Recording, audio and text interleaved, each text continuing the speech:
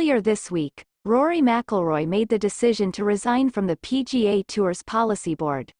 The American circuit is still in talks with the Public Investment Fund of Saudi Arabia.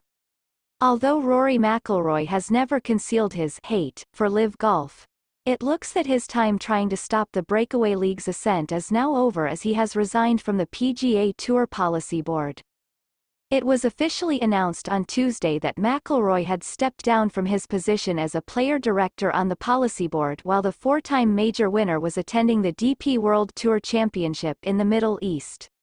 When speaking with the Public Investment Fund of Saudi Arabia earlier that day about the tour's shock framework agreement, McIlroy omitted to reveal his decision to quit.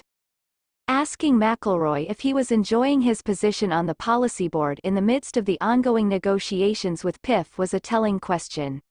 In a direct reply, he said, "Not especially, no, not what I agreed to each time I stepped onto the board. However, during the past 2 years, there have been changes to the professional golf game. 5 months have passed since the shocking agreement between the tour and the Saudi fund was revealed, prompting the Northern Irishman to decide to resign from the board. After being the most outspoken about the launch of LIV Golf the year before, McIlroy has adopted a far more subdued tone when it comes to talking about business matters off the course during that period. The Open champion from 2014 was frequently heard criticizing the breakaway league and reaffirming his allegiance to the tour.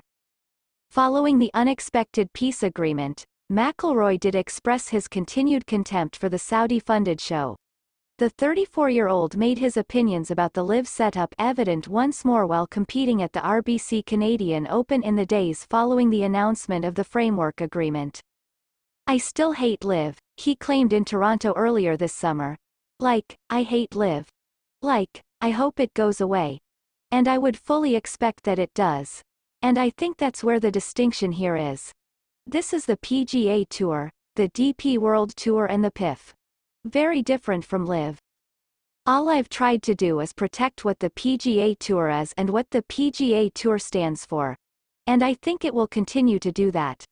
So, look, going forward I hope that there may be a team element and you're going to see. Maybe me. Maybe whoever else play in some sort of team golf. However, I don't think it will resemble LIV in the slightest, and I believe that's a good thing." After spending so much time in the story, McIlroy was clearly eager to step back from the spotlight after the framework agreement, as evidenced by his decision to forego press conferences at the US Open and Open Championship earlier this year. However, McIlroy did let his guard down a little bit during his thrilling victory at the Scottish Open, where he renewed his verbal sparring with the Saudi-funded league, in the midst of the 2 significant press conference snubs. "I would retire if LIV Golf was the last golf course on earth," he declared savagely. "That's how I feel about it."